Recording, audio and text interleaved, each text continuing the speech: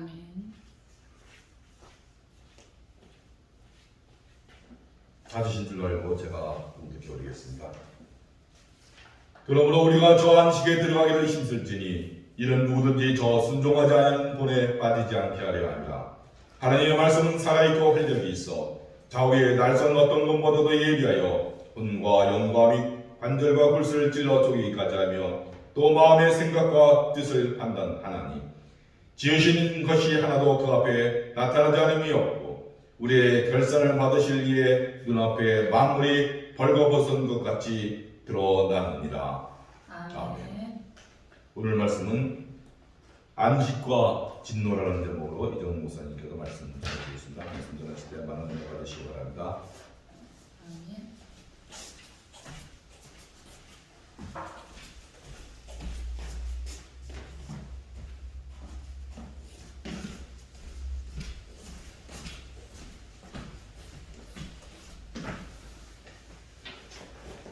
할렐루야.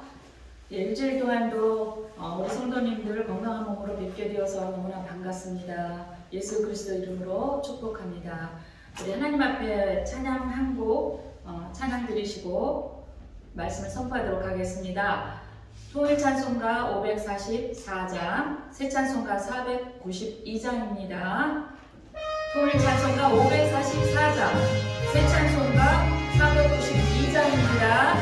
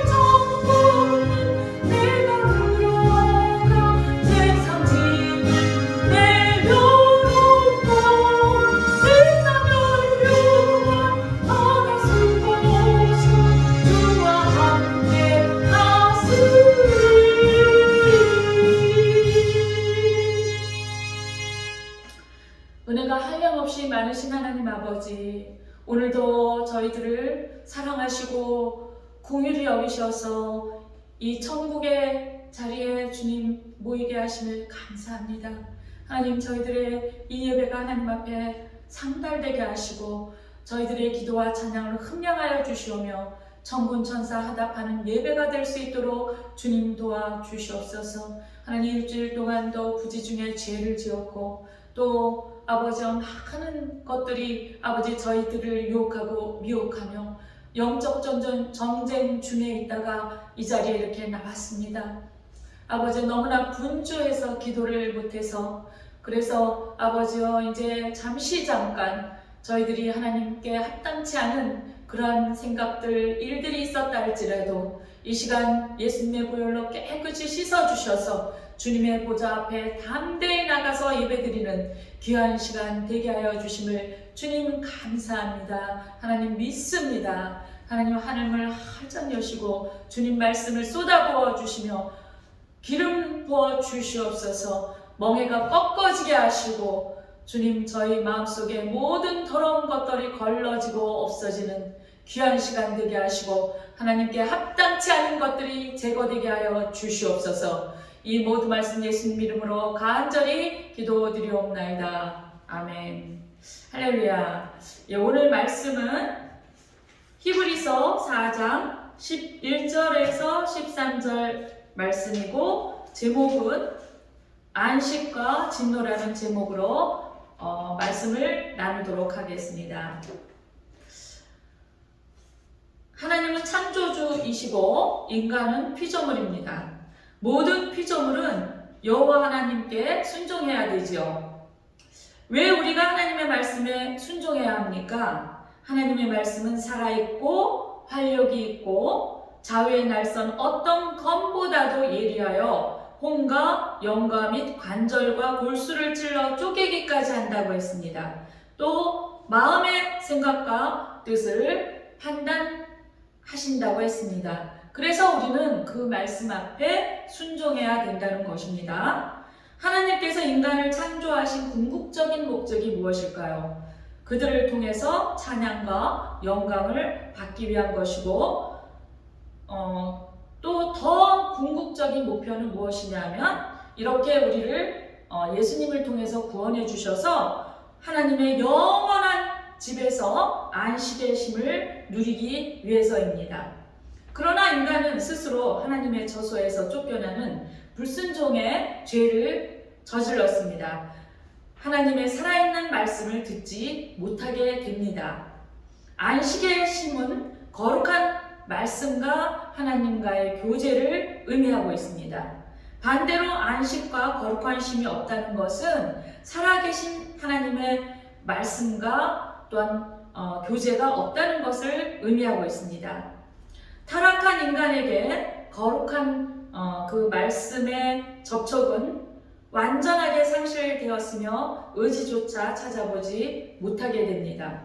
예수님은 타락한 인간에게 찾아오셔서 백성의 모든 부정을 담당하시고 거룩하신 하나님과 교제를 위해서 십자가에서 피를 흘리셨습니다.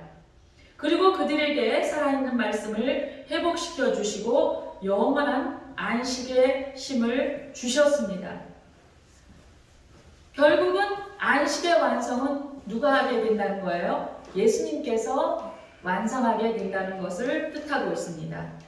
그러면 살아있는 말씀은 어떤 것이며 안식과 진노를 행하는지 알아보는 시간이 되기를 바랍니다. 첫째, 안식에 들어가기를 힘쓰는 자들에 대해서 말씀하고 계십니다. 히브리서 4장 11절 보십니다. 그러므로 우리가 저 안식에 들어가기를 힘쓸지니 이는 누구든지 저 순종하지 아니하는 본에 빠지지 않게 하려 함이라. 하나님께서 구약 시대가 신약의 그림자라고 했잖아요. 출애굽하면서 가나안 땅에 들어가라고 했어요. 왜 그랬냐면 가나안 땅을 안식의 모형으로 둔 것입니다.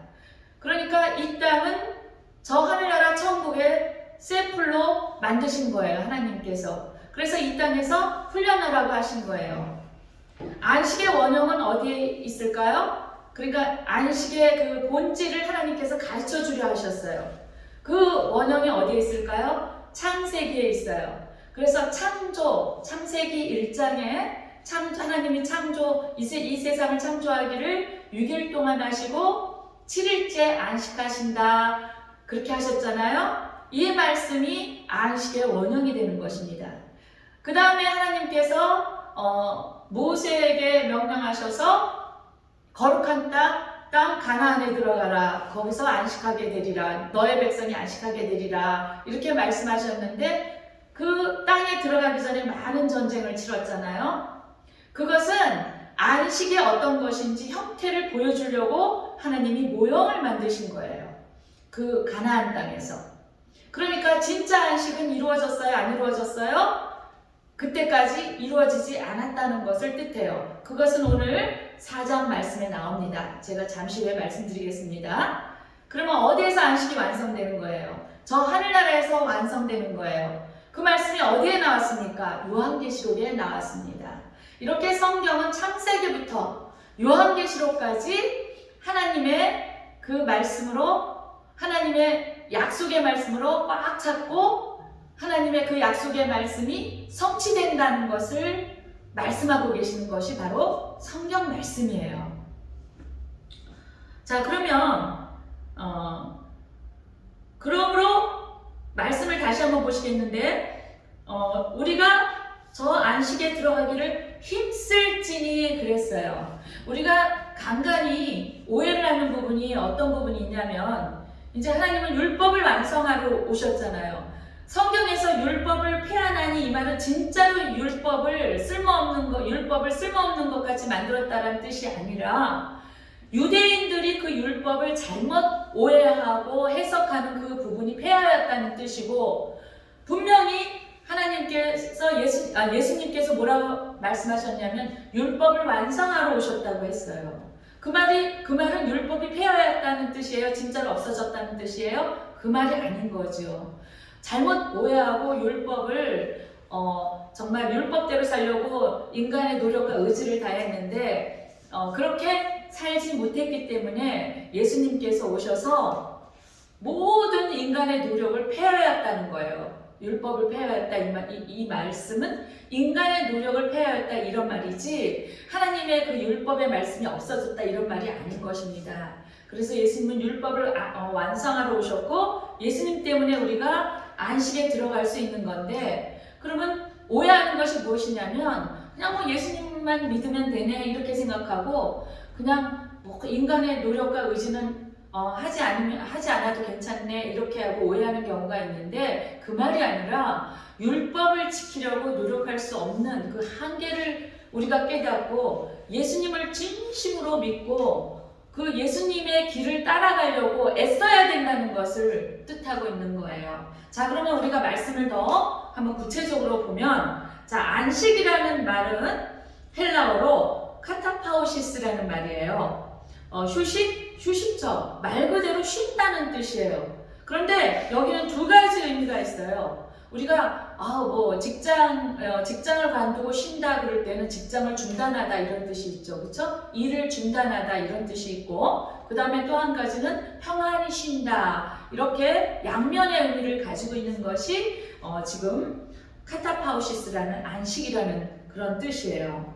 이 카타파우시스는 능동적인 의미가 바람을 가라앉히는 것, 지기를 해제하는 것에 사용된다는 의미가 있고, 또 수동태로는 왜 수동태로는 쉼, 안식, 쉬다 이런 뜻이 있냐면은 이 안식은 우리 자체적으로 우리 능동에 의지적으로 쉰다고 해서 쉬어지는 것이 아니고 하나님께서 안식을 취하게끔 만들어져야 진정한 안식을 우리가 누릴 수 있다는 뜻으로 수동의 뜻이 되는 것입니다. 그래서 하나님이 그의 거처를 정하신 곳을 가리키고 영원한 안식의 처소가 어디예요? 천국이 된다는 거예요. 예수님께서 뭐라고 그러셨어요? 내가 처소를 마련하러 간다 그러셨잖아요. 그것이 지난번에 제가 그 절기 말씀을 드린 나팔절 절기 설교에서 이제 신랑과 신부의 의미를 말씀드렸을 때, 결혼의 의미를 말씀드렸을 때 신랑이 거처를 마련하러 간다는 뜻이 예수님이 하늘나라에 처소를 마련한다는 뜻과 상관관계가 있고, 그런 의미에서 예수님은 신랑이고 교회는 신부가 된다고 말씀드렸어요.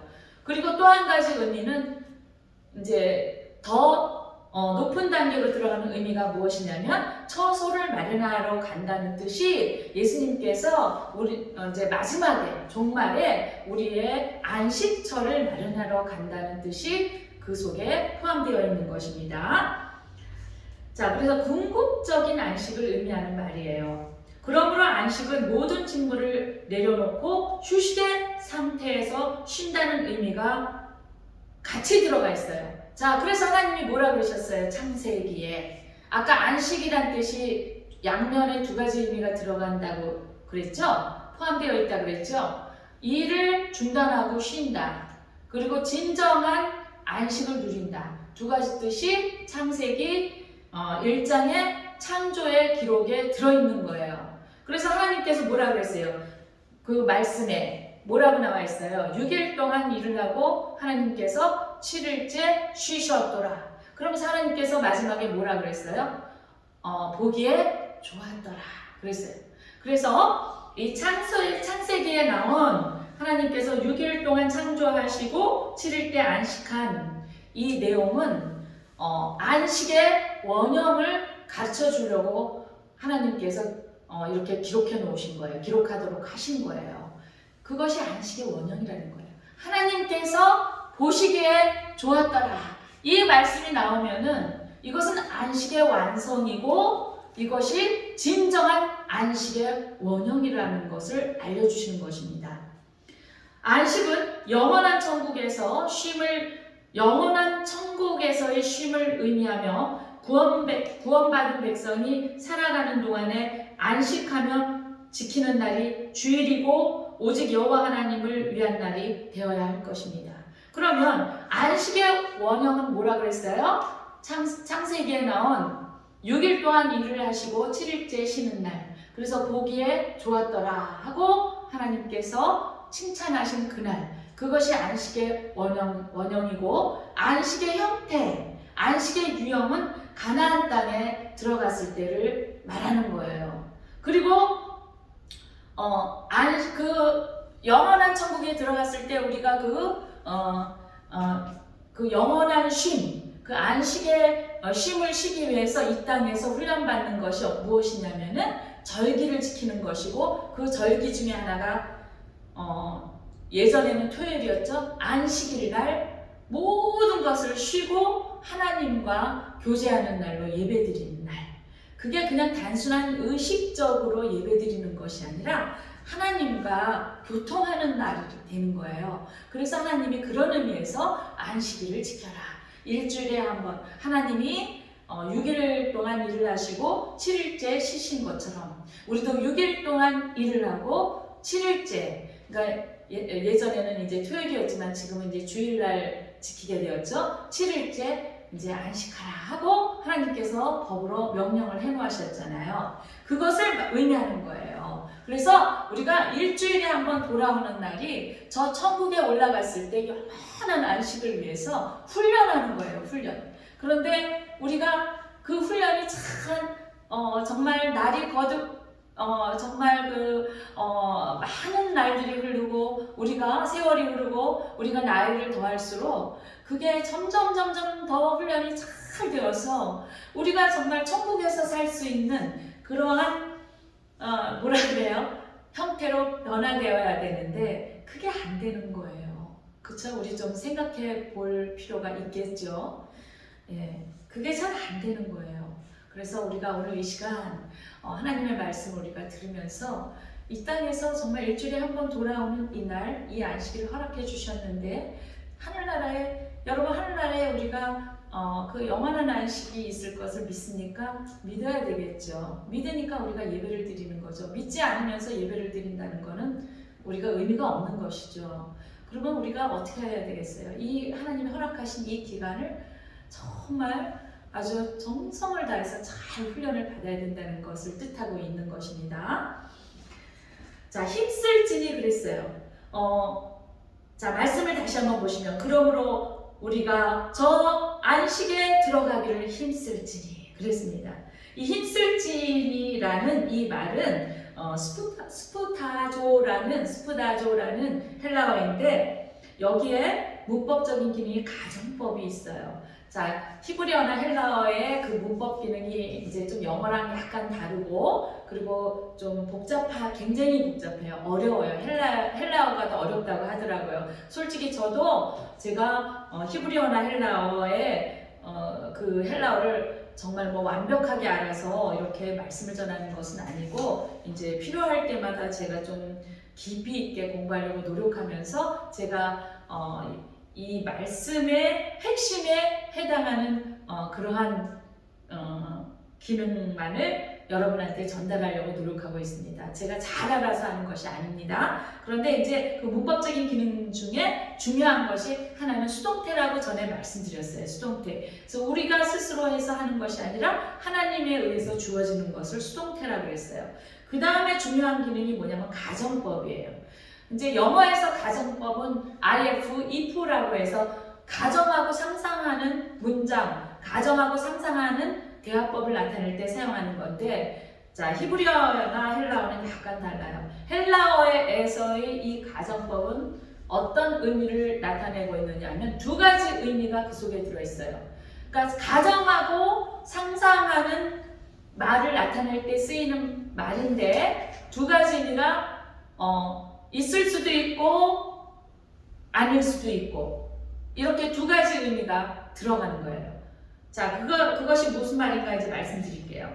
그래서 가정의 의미가 들어있는데 이 스푸다조라는 힘쓸지라는 이 뜻은 열심히 한다, 또 성급하게, 급하게 한다, 서둘러 한다 이런 뜻이 들어있어요. 이 스푸다조는 그 스푸대에서 유래된 말로 부지런히, 간절히, 서둘러, 분주히.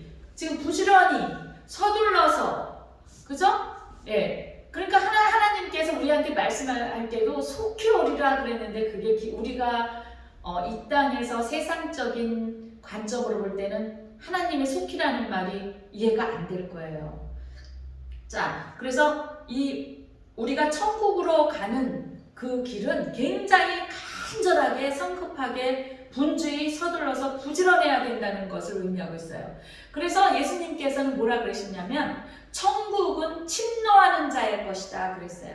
저는 예전에 이 말씀을 볼 때 이해가 안 됐어요. 아니, 그러니까 왜냐하면은 우리가 우리말 풀이를 할 때 침노한다, 공격한다 이 말은 좀 좋지 않은 의미에 쓰이잖아요. 그런데 믿는 자들이 무슨 천국을 침노를 해 하고 이해를 하지 못했는데 그 의미가 지금 힘쓸지니라는 말하고 통하고 있어요. 다시 말하면 천국은 침노하는 자의 것이다 라고 했을 때 오늘 이 힘쓸지니에 나온 말처럼 아주 굉장히 노력해야 된다는 거예요. 아주 부지런해야 되고 그 다음에 급하게 서둘러야 된다는 의미가 이 속에 포함되어 있습니다. 이 스푸다조라는 힘쓸지니라는 말은 큰 목적을 위해서 급히 움직이는 것을 나타내고 어떤 일을 열심히 추진하며 관심을 가지고 몰두하는 것을 뜻하고 있습니다. 누구든지 믿음 안에서 열심히 노력하지 않는다면 본에 빠지게 되기 때문입니다. 자, 거기 그 뒤에가 중요한 말씀이 있죠. 그러므로 우리가 저 안식에 들어가기를 힘쓸지니 이는 누구든지 왜 노력해야 된다는 거예요. 왜 부지런히 급하게 서둘러서 아주 애를 써서 노력해야 된다는 거예요. 왜 그러냐면 그 이유가 뒤에 나와 있는 거예요. 누구든지 저 순종하지 아니하는 본에 빠지지 않게 하려 함이라.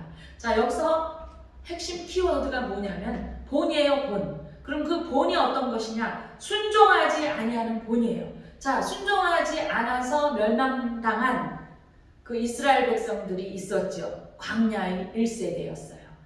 그래서 우리가 애굽에 돌아가면 좋았을 것을 물이 없어서 큰일 났네. 또 먹을 것이 없네. 애굽에서는 별별 게 다 있었는데 이러면서 애굽인들이 재앙받는 10가지 재앙을 보고 그리고 홍해 길이 열려서 그들이 통과하는 그런 경험까지 했으면서 이스라엘 백성들은 광야에서 먹을 것이 없다고, 물이 없다고, 모세를 원망하고 하나님을 원망하면서 불평하고 투정하고 차라리 애굽에 돌아갔으면 더 좋았을 걸 그랬다라고 했다는 거예요.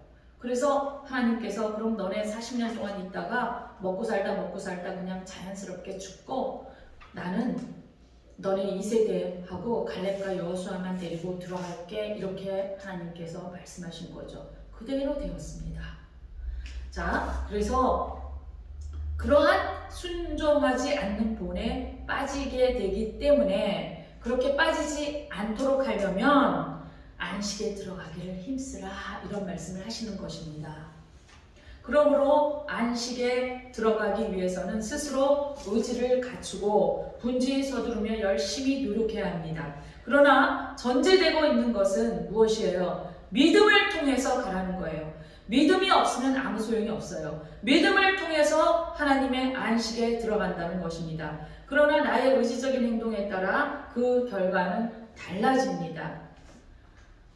아까 가정법이 있었다고 했는데 이 가정법의 해석으로서는 행동하는 주체가 성심성의를 다하지 못하면 안식에 들어가지 못한다는 것을 의미하기도 하고, 성심성의를 다하고 노력을 잘하면 안식에 들어간다라는 이중적인 두 가지의 뜻이 가정법의 의미에 나타나 있는 거예요. 그래서 성심성의를 다해서 노력을 다해서 안식에 들어가지 못할 수도 있고, 반대로 땀을 흘리며 수고의 노력을 하는 사람은 안식에 들어가게 된다는 뜻입니다. 순종하지 아니하는 본에 대해서 제가 다시 한번 말씀드리면, 순종치 않는 자의 그 본보기는 광야 시대의 이스라엘 백성을 상징하고 있어요. 이스라엘 백성이 애굽을 빠져나와서 광야 40년의 삶은 전적인 하나님의 은혜였잖아요. 그런데 그들은 10번의 원망과 불순종으로 안식의 처소에 들어가지 못했습니다. 1세대가 광야에서 그냥 갈렙과 여호수아만 제외하고 다 죽었어요. 하나님의 은혜를 보고도 믿지 못하거나 주의 이름을 부르면서 순종하지 않는 자들은 안식에 들어가지 못합니다. 왜냐하면 그 안에 복음이 없기 때문입니다. 그들의 신앙은 그림자인 모형에 불과하기 때문입니다. 안식의 처소에 들어가는 유일한 길은 복음뿐이며, 복음 안에서 순종할 때 참된 안식의 복이 임하는 것입니다. 여기서 순종의 본에 빠지게 되기 때문이라고 그랬는데, 안식의 주인이 누구입니까?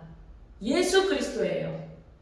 마태복음 12장 8절에 보시면 예수님께서 안식의 주인은 나다라고 말씀하셨어요. 그 말씀을 왜 하신 거예요? 여러분, 왜 하셨을까요? 여러분, 그 부분에 대해서 깊이 있게 생각해 본 적 있습니까? 예수님께서 안식의 주인은 나다 그랬어요.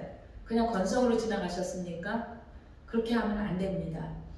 그 말을 언제 하셨냐면은 예수님께서 안식일 날에 손 마른 자를 고쳤을 때 예수님의 트집을 잡으려는 유대인들 또 그 바리새인들이 막 트집을 잡으려 하니까 안식일 날 병자를 고치다니, 그러니까 안식일 날 왜 이랬냐 이거예요. 안식일 날 일하지 말라고 그 모세 율법에 하나님께서 주신 율법에 나와 있는데 왜 안식일 날 일했냐, 그거를 일한 것으로 보는 거예요. 그리고서는 예수님을 트집 잡으려 하니까 예수님이 뭐라 그러셨냐면 안식의 주인은 나다 그랬어요. 여러분, 안식이라는 깊은 의미가 뭐예요? 안식은 말뜻이 쉰다는 뜻인데, 우리가 진정한 안식을 누리려면 어떻게 해야 됩니까? 하늘나라에 올라가서 누리는 거예요. 그런데 아무나 하늘나라에 올라갈 수 있어요? 아니요. 자, 그럼 예수님 병자를 고쳤을 때 뭐라 그러셨어요? 자, 너 이제 병에서 이제 치유됐으니까 일어나 걸어가 그랬습니까? 아니요. 다시는 죄 짓지 말라 그랬어요. 자, 그 말이 왜 그런 거예요? 병하고 죄하고 연관이 있다는 거예요. 그래서 죄 짓지 말라 하신 거예요. 자, 그러면은 이제는 자유했으니 다시는 죄 짓지 말라 그랬어요. 자유하니. 예수님이 마태복음 11장 20절에서 뭐라 그랬어요? 수고하고 무거운 짐진 자들아 다 내게로 오라. 내가 너희를 쉬게 하리라. 이것은 단순한 말이 아닌 거예요. 수고하고 무거운 짐진 자들, 죄 있는 자들 다 오라는 거예요. 병든 자들 다 오라는 거예요. 그 무거운 짐진 자들 다 오라는 거예요. 그래서 예수님께 오면은 예수님께서 수고하고 무거운 짐진 자들아 다 내게로 오라. 내가 너희를 쉬게 하리라. 진정한 안식을 주고 진정한 자유를 누리게 해주겠다는 거예요. 그래서 죄에서 해방되어야 된다는 것을 뜻하고 있어요. 죄에서 해방되지 못하면, 죄의 짐을 지고 있으면 근심과 고난이 끊이지 않고 질병이 찾아온다는 것을 의미하고 있어요. 그래서 예수님께서 병자를 고친다는 것은 의미가 있는 거예요. 그냥 예수님이 고쳐준 게 아니에요. 그냥 우리가 지금 단순하게 복음을 전하기 위해서 막 병자를 고쳐주잖아요. 고쳐주고 말씀을 전하잖아요. 그래서 사람들은 다른 것을 보면은 금방 안 쫓아와요. 근데 병자를 고치면 무조건 쫓아와요. 그러니까 한편으로는 그 기적이 신기하니까. 그리고 한편으로는 자기 병이 고침을 받았는데 이제 다른 질병도 고치기 위해서, 아니면은 다시는 이제 또 그런 병에 걸리지 않도록 하기 위해서 그런 목적으로 오는 거예요. 어떤 목적으로 오든 우리는 말씀을 전하면 되니까. 그죠? 그런데 예수님이 병자를 고칠 때의 진정한 의미는 뭐냐면은, 진정한 안식을 주기 위해서 그 병자를 죄에서 해방되게 하기 위해서, 죄에서 해방되고 진정한 구속함을 받아서 자유함을 누리고 진정한 안식을 주기 위해서 병자를 고치는 것입니다. 그래서 그런 의미에서 안식의 주인은 나다라고 예수님께서 말씀하신 거예요. 안식의 주인은 나다. 그러니까 그 안식일 날 병자를 고치는 것은 너무나 당연한 일이죠. 이 유대인과 바리새인들은 창세기부터 있는 그 구약의 말씀을 구구절절 그들은 낭송하고 외우고 다녔어요. 이마에 붙이고 다녔어요. 손목에 말씀을 적어서 손목에 감고 다녔어요. 그런데도 그들은 하나님의 말씀을 이해하지 못했던 것을 뜻하는 거예요. 예수 그리스도께서 이 땅에 오심이 안식의 시작인 것입니다. 주님의 죽음과 부활로 하나님의 안식이 이 땅에서 성취되었습니다. 그러면 여러분은 이렇게 생각하실 거예요. 아니, 하나님께서 애굽의 종살이를 하던 그 이스라엘 백성들을 출애굽시키시고 자유함을 누리게 하시고 가나안 땅에 들어가라, 거기서 내가 안식을 주리라, 이렇게 약속하셨는데, 아니 그러면 이제 모세는 죽었잖아요. 그리고 여호수아를 지도자로 세워서 여호수아와 갈렙을 따라서 2세대를 가나안 땅에 들여보내게 하셨어요. 그리고서는 약속의 말씀을 하셨어요. 가나안 땅에 들어가라, 거기서 내가 안식을 주리라. 아니 이게 어떻게 된 거지? 이렇게.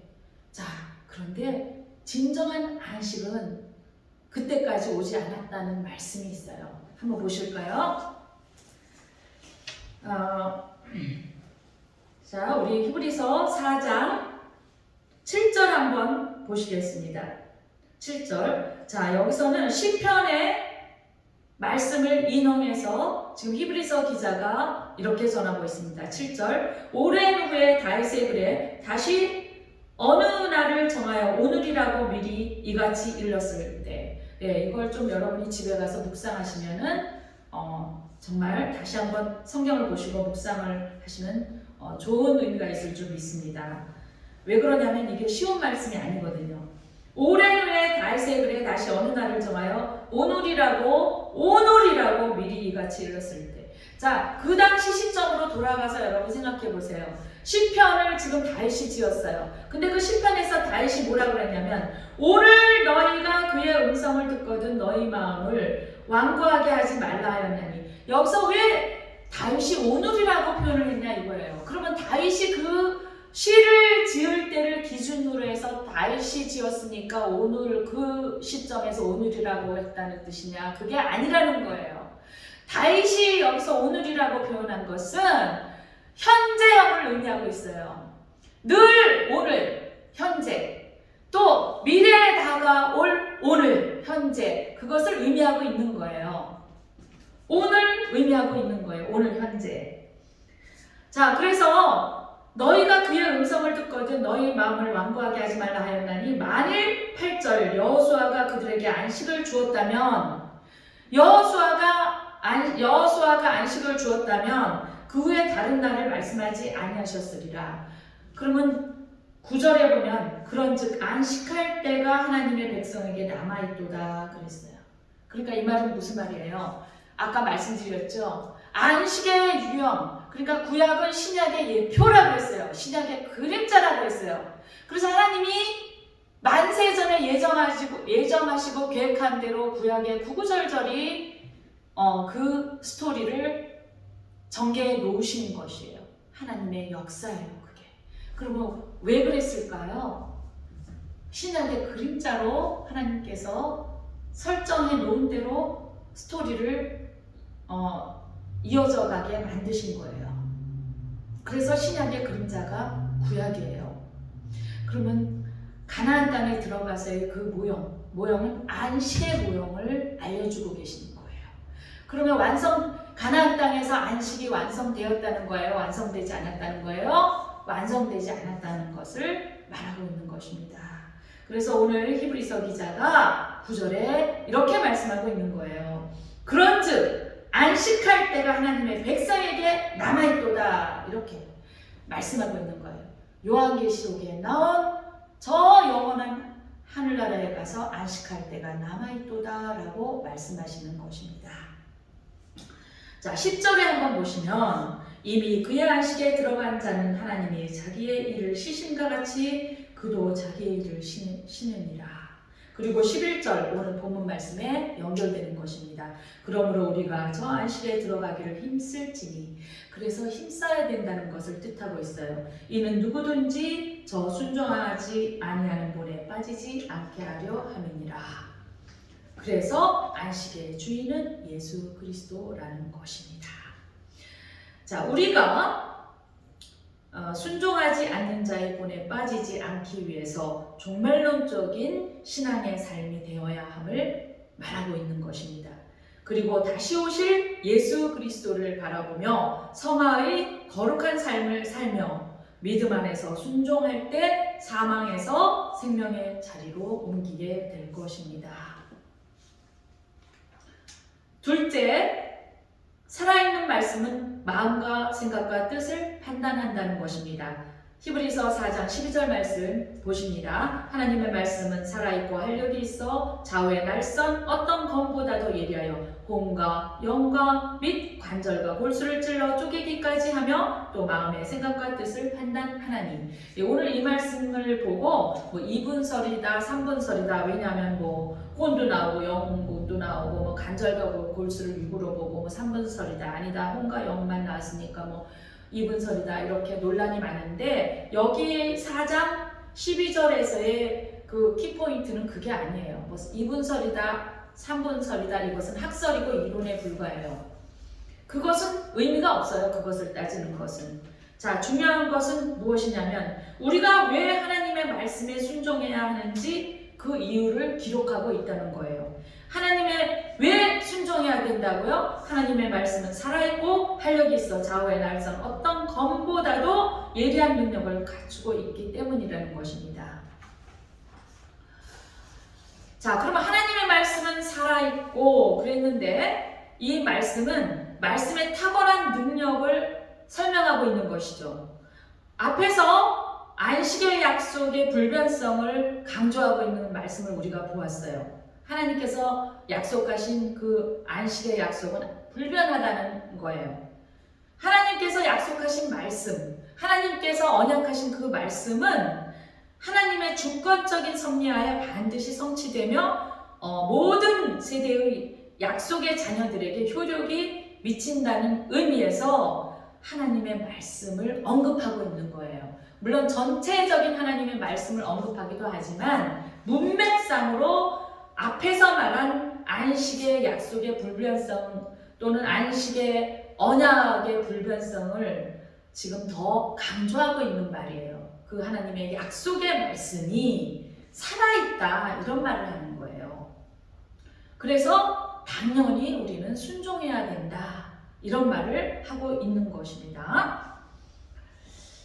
자, 여기서 살아있고는 히브리어로 자오라고 하는데, 이 말씀은 물리적인 생명으로 살아있다는 말씀도 되고 또 초자연적인 그 영으로 산다는 두 가지 의미가 있어요. 물리적인 생명은 병든 자가 낫거나 회복되는 것에 사용되었고, 초자연적인 생명은 영으로 죽었다가 다시 사는 것과 영적으로 살아나는 것에 사용된 말입니다. 하나님의 말씀을 그 중심에 예수 그리스도를 통해서 전해지는 복음을 전제로 하고 있고 초자연적인 능력을 갖추고 있다는 것입니다. 죽은 자들이 하나님의 주권적인 능력을 통해서 부활하는 것과 영적인 죽음에서 살아있는 말씀을 통해서 새 생명을 얻는 권능을 의미하고 있습니다. 말씀이 살아있기 때문에 육적으로나 영적으로나 죽은 자들을 찾아가는 것입니다. 말씀이 살아있기 때문에. 육과 영이 죽은 사람은 살아있는 말씀을 사모할 수 없고 찾아갈 수도 없어요. 하나님은 인격적이에요. 근데 말씀을 사모하지도 않고 그런다면 하나님의 영도 찾아가지 않아요. 인격적이기 때문에 그렇습니다. 그래서 하나님이 교통하기를 원하고 교제하기를 원한다는 그 말씀이 인격적인 하나님이기 때문에 그렇다는 거예요.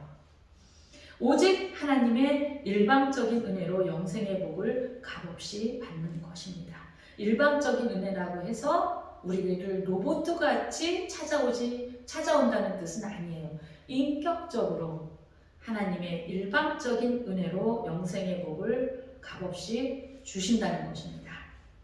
살아있는 말씀에 불순종하거나 거부하는 자들에게 경고와 심판을 행하시지만 살아있는 말씀에 순종하며 안식에 들어가기 위해서 힘쓰는 자들에게는 약속된 말씀이 성취된다는 것입니다.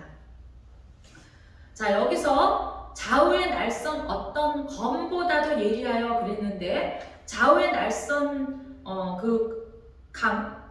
양날이죠. 그러니까 좌우의 날이 선 칼은 양날을 의미하죠. 이것은 히브리어로 헤레브라고 하는데 언젠가 제가 말씀드린 적이 있어요. 나눈다는 뜻입니다. 양날이 있기 때문에 쫙 하면 양날이 있기 때문에 쫙 하면은 아주 예리하게 양쪽으로 쫙 나누어진다 이런 의미가 있어요. 헤레브는 양면의 날을 가진 칼이고 그 구약시대 때 제사장이 소나 양을 잡을 때 사용한 칼이라고 합니다. 뼈와 살과 기름을 분리할 때 사용하는 칼입니다. 살아있는 말씀이 어떤 검보다도 예리하다는 것은 안식과 진노를 확실하게 구별하신다는 것입니다. 생명의 말씀을 믿고 순종하는 자와 그 말씀을 듣고 불순종하는 자들의 불의와 탐욕, 시기, 악도까지 구별하는 예리한 진노의 검이 된다는 것입니다. 일반적인 칼의 용도는 물질을 자르는 기능만 하죠. 그런데 생명의 검은 육적인 생명뿐만 아니라 영적인 생명까지도 멸망에 이르게 하는 예리한 검을 말하고 있습니다. 자, 찔러 쪼개기까지 한다 할 때 이 찔러는 꿰뚫다, 간통하다 이런 뜻인데 살아있는 말씀이 예리하게 찌르는 곳이 혼과 영과 및 관절과 골수입니다. 본절은 사람의 구조를 혼과 영과 육체로 나누는 3분설과 2분설의 의미를 말씀하는 것이 아니에요. 여기서 핵심은 그것은 그냥 이 말씀을 풀이를 하다가 3분설이냐 2분설이냐 학설적으로 이론적으로 논쟁을 하는 분들도 계신데 우리가 말씀을 해석할 때는 그런 점에 굉장히 중요합니다. 그러니까 전체 산을 보고 그 전체를 파악하고 해석할 수 있어야 되는데 그 부분적인 거 아무것도 없는 가치 없는 것 때문에 쓸데없는 시간을 낭비하는 분들이 너무나 많은데 우리가 성령님의 조명을 받아서 올바로 해석하고 에너지를 낭비하는 일이 없기를 축원드립니다. 살아있는 말씀이 예리하게 찌르는 곳이 혼과 영과 및 관절과 골수라는 거예요. 혼은 푸시케라고 해서 영혼, 목숨, 생명의 뜻이 있고 이 푸시케는 숨쉬다, 바람이 분다. 그래서 우리가 홀리 고스트 또는 홀리 스피릿 영어로 그렇게 말하는 성령을 의미하기도 하는데요. 혼은 숨쉬는 존재로 살아간다는 뜻이고 그렇다고 해서 이제 홀리 스피릿은 영이죠, 영. 예, 근데 이제 여기서 이제 혼과 영을 하나로 둘 때 의미를 저는 말하고 있는 거예요. 혼은 숨쉬는 존재로 살아간다는 뜻이고 영과 육으로 살아가는 사람의 은밀한 곳까지 예리하게 도달하고 충분하게 판단하여 안식과 진노를 행하신다는 것입니다. 자, 판단하나니 그랬어요. 판단하나니 12절 다시 한번 뒷부분 보시면 좌우의 날선 어떤 것보다도 예리해서 하나님의 말씀은 혼과 영과 및 관절과 골수를 찔러 쪼개기까지 하며 그랬어요. 자, 그래서 마음과 쪼개서 어떻게 한다는 거예요? 마음의 생각과 뜻을 판단하노니. 자, 판단하노니 이 말은 크리티코스라는 헬라어예요. 그런데 이것은 고발하다, 심판하다 이런 뜻이 있어요. 작정하다, 결의하다, 구별하다, 선택하다, 인정하다, 결심한다. 그런데 특이한 뜻이 있죠. 고발하다, 심판하다. 살아있는 생명의 말씀은 사람의 인격의 깊숙한 곳까지 찾아가서 구별하시고 순종하는 자에게 안식의 복을 인정하시고 불순종하는 자에게는 고발하여 심판하기로 작정하신다는 뜻이 포함되어 있습니다. 사람의 마음과 생각과 뜻까지 판단하시는 분은 오직 하나님 한 분이신 것입니다. 인간의 생각은 감정의 활동을 하는 거예요. 그러니까 이제 이 생각이 하나님의 그 홀리 스피릿 성령께 잡혀 있어야 되는데 막 다른 생각이 막 들어온다는 것은 이제 그럴 땐 또 우리가 이제 혼이라고 하는데 이것을 정확하게 혼과 영을 우리가 인간의 사고로는 구별하기가 힘들지만 그때는 좀 혼적인 것이 많이 들어간다는 거예요. 그래서 여러분 진혼가 그러면 거기에 뜻하는 것이 무엇인지 알잖아요. 그래서 이 영이 어디에 사로잡혀 있느냐에 따라서 혼적인 활동을 할 수도 있고 영적인 활동을 할 수도 있다는 거예요. 성령께 사로잡히면 영적인 활동을 하는 것이고 어떤 악한 영에게 잡히면 혼적인 활동을 한다는 것을 뜻하고 있어요. 자, 누가 회개하며 자신의 죄를 깨닫는지 잘 알고 있고 마음은 하나이기 때문에 하나님의 마음에 누가 자리하고 있는지 감찰하신다는 것입니다. 그리고 뜻은 이성의 판단을 의미합니다. 생명의 말씀에 순종하며 좁은 길을 걸어가는지 판단하고 계신다는 것입니다. 셋째, 안식과 진노의 구별은 온전히 드러나게 된다는 거예요. 히브리서 4장 13절 말씀 보십니다. 지으신 것이 하나도 그 앞에 나타나지 않음이 없고 우리의 결산을 받으실 이의 눈앞에 만물이 벌거벗은 것 같이 드러나느니라. 모든 피조물은 창조주 하나님을 속일 수 없으며 감출 수도 없죠. 안식을 누릴 자와 진노를 받을 자들은 마지막 때 어떻게 된다는 거예요? 벌거벗기듯이 모두 드러나게 된다는 거예요. 자, 지으신 것이 그럴 때 크티시스라는 말인데 창조, 피조물 그런 뜻이죠. 이 크티시스는 창조하다, 지음을 받는다는 뜻이 있어요. 주권자의 권위 행사의 결과로 일반적인 창조 행위를 나타내고 있는데 하나님께서 지으신 것 중에 인간을 남자와 여자로 구분하여 창조하셨습니다. 하나님께서 인간을 창조한 목적이 찬양과 영광을 위한 순종이죠. 그런데 하나님과의 단절이 일어났어요. 아담과 이브 때문에. 불순종에서 시작되었고 그 결과 영원한 안식의 쉼을 잃어버리게 되었습니다. 그래서 인간은 복음이 필요하게 되었다는 거예요. 안식을 잃어버리게 되었기 때문에 인간은 복음이 필요했고 그 복음 안에서 순종하며 살 때 지음받은 원래의 목적대로 회복될 것입니다. 아멘. 하나님은 창조주이시고 인간은 피조물의 관계예요. 하나님이 생명의 말씀이시기 때문에 인간의 생각과 마음과 뜻을 감찰하시는 능력이 있는 것입니다. 그러므로 인간은 하나님의 눈앞에서 멀어질 수 없으며 멀어져서도 안 됩니다. 하나님은 빛으로 이 땅에 오셨기 때문에 어둠은 사라지고 빛 앞에서 모든 피조물은 명백하게 드러나게 되어 있기 때문에 말씀 안에서 순종하며 올바른 삶을 살아야 합니다. 그러면 안식의 복을 누리게 됩니다. 아멘. 자, 결산을 받으실 그랬어요. 지으신 것이 하나도 그 앞에 나타나지 않음이 없고 우리의 결산을 받으실 이의 눈앞에 만물이 벌거벗은 것 같이 드러나는다. 우리가 결산 받을 때가 있겠죠. 결산 받을 때가 분명히 오겠죠. 자, 결산을 받으실 이 말은 로고스라고 합니다. 여러분 로고스 많이 들어보셨죠? 로고스가 원래 헬라어로 무슨 뜻이에요? 말씀이란 뜻이에요. 그런데 그 로고스가 오늘 히브리서 4장 13절 말씀에 결산을 받으실 그런 뜻도 있다는 거예요.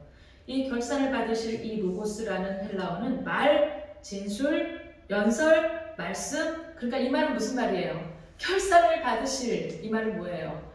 말씀 앞에 설 날이 오리라는 그런 말이죠. 말씀 앞에 설 날이 반드시 옵니다. 말씀 앞에 서게 되는 날은 결산을 하는 날이라는 뜻이에요. 그래서 로고스입니다. 이 로고스는 레고라는 말에서 유래된 거예요. 이 레고라는 헬라어는 어떤 뜻이냐면 칭찬하다, 고발하다, 표현하다, 선포한다는 뜻입니다. 그러니까 우리가 말씀하는 로고스인데 그 로고스는 레고라는 말에서 유래됐는데 이 레고라는 뜻이 뭐라는 거예요? 칭찬하다, 고발하다, 표현하다, 선포한다는 뜻이 있습니다. 다 이렇게 연결되는 말씀인 것을 여러분 이해하시겠죠? 세상의 모든 피조물 중에 인간은 생명의 말씀이신 예수 그리스도 앞에서 청산할 날이 있습니다. 불순종한 사람은 생각과 마음과 뜻을 감찰하시는 백보자 심판 앞에서 자신의 죄를 숨길 수 없으며 고발당하게 될 것입니다. 그리고 말씀에 순종한 사람은 자신의 행위로 상급을 받고 영원한 안식의 쉼을 얻는 자리로 옮겨질 것입니다. 그곳이 천국이며 영원한 나라입니다. 그러므로 생명의 말씀에 순종하며 충실하게 사명을 감당하는 책임 있는 성도가 되시기를 예수 그리스도의 이름으로 축원합니다. 드러나느니라 그랬는데 헬라어로 트라켈리조라고 합니다. 명백해지다, 드러난다 이런 뜻이 있어요. 이 트라켈리조라는 말은 트레코에서 유래됐는데 빨리 움직이다, 달려오다 이런 뜻이에요. 자, 그러면 이 드러난다는 말이 어떤 말과 아까 관련이 있어요? 아까 이제 힘쓸지니 그랬잖아요. 그 말하고 관련이 있는 거예요. 그러니까 우리가 안식을, 이 구원은 그냥 저절로 된다는 게 아니에요. 우리가 애를 써야 된다는 거예요. 그래서 씨를 심을 때 뭐라 그랬어요? 날마다 울며 씨를 뿌리는 자는, 우리 전도사님이 이제 묵상할 때 그 말씀을 읽어줘서 제가 굉장히 은혜를 받았는데 그 말이에요. 애쓰며 씨를 뿌려야 된다는 거예요. 안식은 저절로 되는 게 아니라는 거예요. 애써야 된다는 거예요. 천국은 침노하는 자의 것이라는 거예요. 이 트라켈리조는 어떤 의미가 들어있냐면은 목을 잡고 비틀어 버린다는 의미가 들어있어요. 이거 참 너무 특이하죠. 드러난다. 이 말은 목을 잡고 비틀어 버린다. 이런 의미가 들어있어요. 뭐예요? 아주 그냥 목을 잡고 비틀어 버리듯이 그날이 되면은 모든 것이 아무리 그렇게 안 하려고 안간힘을 써도 결국은 목을 잡고 비트는 것처럼 드러난다는 거예요. 빠르게 행동하지 못하기 때문에 자신의 것을 숨기지 못하고 상대에 의해서 모두 드러나게 된다는 것입니다. 목이 잡힌 사람은 어때요? 도망칠 수도 없죠. 자유롭게 행동할 수도 없습니다. 그래서 그렇게 잡혀서 비틀어서 다 드러난다는 뜻이에요. 결국 불순종하는 자들은 심판의 진노를 피할 수 있다는 것입니까? 없다는 것입니까? 피할 수 없다는 것을 말하고 있습니다. 이 트라켈리조는 벌거벗겨진 사람처럼 모든 것이 눈앞에 적나라하게 드러난다는 것이며 비유적인 표현은 노출시킨다는 의미입니다. 지금은 하나님이 훈련시키고 기회를 주고 있는 거예요. 그런데 결국은 결산의 날이 오면 하나님의 말씀 앞에서 만물이 다 드러나는 때가 오는데 그때는 어쩔 수 없이 도망치고 싶어도 도망을 못 가고 그냥 잡혀서 목을 잡고 비틀어 버리는 것처럼 그렇게 벌거벗겨지는 날이 온다는 거예요. 자, 여기에서 공통점이 수치라는 단어예요. 그래서 부정한 자들은 마지막 때 안식의 장소로 옮겨지지 못하고 진노와 수치를 당하게 될 것이라는 것입니다. 그곳이 영원히 꺼지지 않는 불못입니다. 그러나 생명의 말씀 안에서 순종하는 자들은 수치를 당하지 않고 안식의 복을 누리게 될 것입니다. 아멘. 사랑하는 성도 여러분, 오늘 제가 이 말씀을 전했는데 이 살아있는 말씀은 생명책에 기록되지 않는 부정한 자들에게 접촉하지 않는 말씀이에요. 그들에게는 아무리 말씀을 전해도 소용이 없어요. 받아들이지를 못한다는 거예요. 오직 만세 전에 생명책에 기록된 그의 백성을 위해서 선택된 말씀입니다. 그것은 내가 원해서 이루어지는 것이 아니에요. 오직 하나님의 은혜입니다. 살아있는 복음이 우리에게 찾아오셔서 우리를 깨닫게 하시고 세상의 부정한 것과 거룩하게 구별해 주셨습니다. 그리고 하나님이 창조하신 거룩한 형상이 회복되고 안식의 쉼을 얻도록 정체성을 찾아주셨습니다. 그러나 불순종하는 자들에게는 마지막 때 그들의 부정한 구속까지 구별하시고 진노의 심판이 임하게 될 것입니다. 근데 오늘 제가 히브리서 4장의 이 안식에 대한 부분을 말씀드리면서 히브리서를 잠깐 핵심적인 걸 말씀드리면 이 히브리서의 주제는 예수님께서 대제사장으로서 예수님은 왕이시고 선지자이시고 대제사장으로 이 땅에 오셨어요. 그것이 예수님의 직분이에요. 그런데 히브리서는 대제사장으로서의 그 직분을 예수님께서 어떻게 감당하셨는지 말씀을 지금 하신 거예요. 히브리서의 그 핵심 주제가. 자, 그러면 안식이 어떻게 해서 그 뒷장에 대제사장으로서의 그 예수님에 대해서 이제 5장부터 나오는데 어떻게 해서 연결된다는 걸까요? 그리고 11장에는 믿음이 나왔어요. 다시 말하면 5장부터 10장까지는 대제사장이신, 제가 피곤해서 조금 이제 말이 잘 풀어지지 않는데 용서하십시오. 대제사장이신 예수님에 대해서 말씀을 나누었는데 11장에 믿음장이 나오잖아요. 그것이 왜 그래요? 그 예수님을 믿고 히브리서의 그 11장에 믿음으로 나아가야 된다는 것을 강조하고 있는 거예요. 그것을 강조하기 위해서 11장에 믿음장이 나온 것입니다. 그래서 이렇게 쭉 하나로 이야기가 그 말씀이 연결된 것을 볼 수가 있어요. 하나님의 말씀은 살아있습니다. 그러나 활력이 있습니다. 죽은 자를 살리시며 살아서 삶의 정체성을 찾아줍니다. 그리고 영원한 안식의 복을 주십니다. 우리도 살아있는 생명의 말씀 안에서 순종하며 영원한 안식의 복을 누리며 살아가는 성도님들 되시기를 예수 그리스도 이름으로 축원합니다. 기도하겠습니다. 하나님 아버지 감사합니다. 오늘도 이렇게 부족한 제가 말씀을 감히 전했습니다. 하나님, 제가 실수한 것 있으면 다 걸러주시고 저희 성도님들의 그 마음속에 하나님께서 전해주시는 그 귀한 말씀이 성령님의 깨달음으로 이해되고 남을 수 있도록 하나님 도와주시고 그 말씀으로 인해서 오늘 히브리서에 나온 하나님의 그 말씀이 활력이 있어서 영과 혼을 쪼갠다는 그 말씀이 임하도록 하나님 도와주시옵소서. 그래서 하나님의 그 말씀으로 영원한 천국을 사모하며 그날을 바라고 살아가는 귀한 성도님들 될 수 있도록 주님 역사하여 주시옵소서.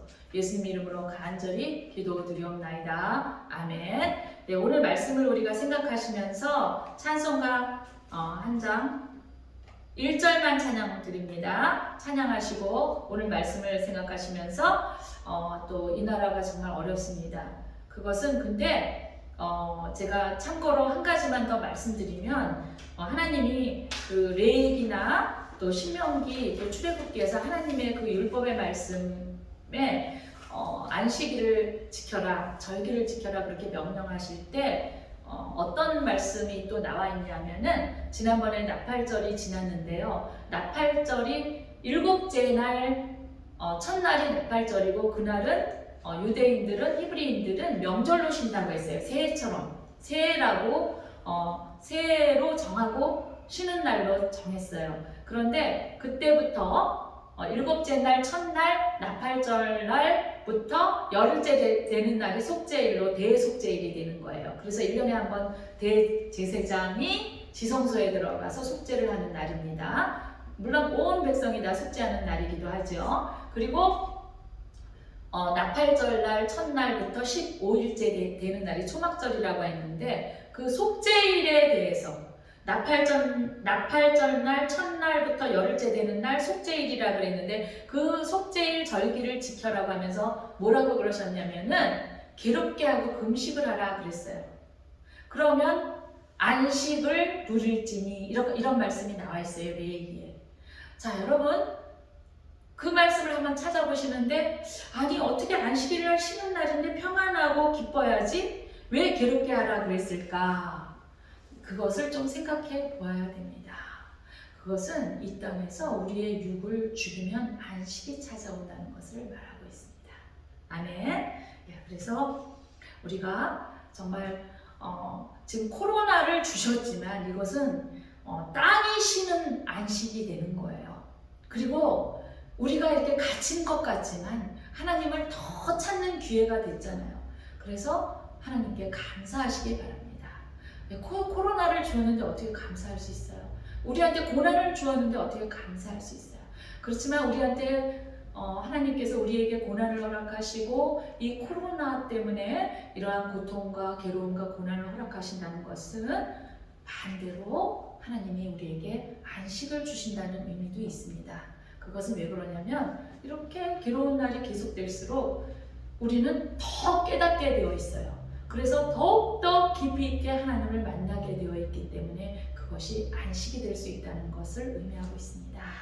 그래서 그런 안식을 주신 하나님, 이러한 어려움과 고난과 괴로움과 질병을 통해서 하나님을 더욱더 간절하게 찾고 애쓰게 하시고 그래서 천국을 침노하는 자로 만드신 그 하나님을 찬양하면서 안식을 주신 하나님을 높이시고 영광을 돌리시고 찬양을 드리는 성도님들 되시기를 축원드립니다. 빛나고 높은 보좌와 1절 찬양하시고 그런 의미를 우리가 생각하시면서 이 코로나를 주셨지만 감사하시고 더욱더 회개하시고 우리가 하나님과 깊이 있게 교통하는 시간을 허락해 주신 하나님께 찬양 드리시는 귀한 기도 시간이 되기를 바랍니다.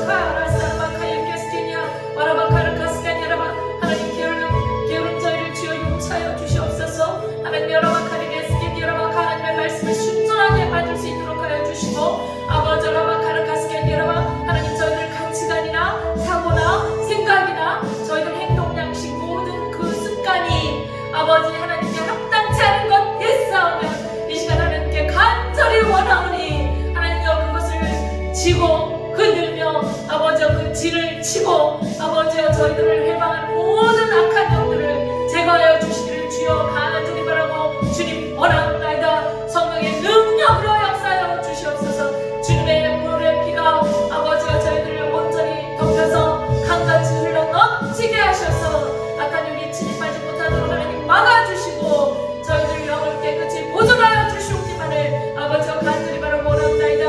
하나님 이 속에 하나님께 합당치 않은 것 있습니다. 아버지여 그것을 반드시 제거하여 주시옵소서. 아버지여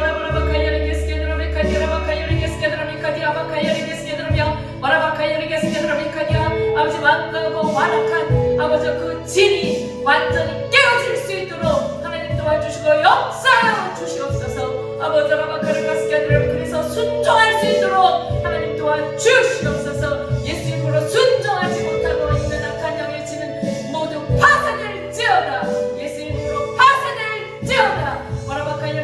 완악하고 완고하며 진을 쳐서 하나님의 말씀에 순종치 않도록 역사하는 악한 영아 예수 이름으로 명령하노니 예수 이름으로 깨어질지어다. 파쇄될지어다. 합당치 않게 하는 모든 악한 영들아 이 시간에 명령하노니 떠나갈지어다. 오 할렐루야. 주님 감사합니다. 하나님 이 코로나로부터 지켜주심을 감사합니다. 하나님 더욱더 믿음에 들어가게 하시고 견고하게 하시며 아버지 주여 이 말씀으로 먹을 때 이 말씀이 우리의 속에서 우리의 가정에서 우리의 생활에서 살아 역사하며 아버지여 결실이 드러날 수 있도록 하나님 도와주시옵소서. 예수님 이름으로 간절히 기도드리옵나이다. 아멘. 지금은 우리 주 예수 그리스도의 은혜와 하나님의 크신 사랑과 성령님의 감화감동 내주 교통하심이 이제 저 하늘을 사모하며 영원한 안식의 그날을 기다리며 기대하는 믿음의 본을 가지고 있는 성도님들의 머리 위에 이 나라 이민족 교회의 머리 위에 또한 각정욱 전도사님과 수종교회 머리 위에 지금으로부터 영원히 함께 있을지이다. 아멘.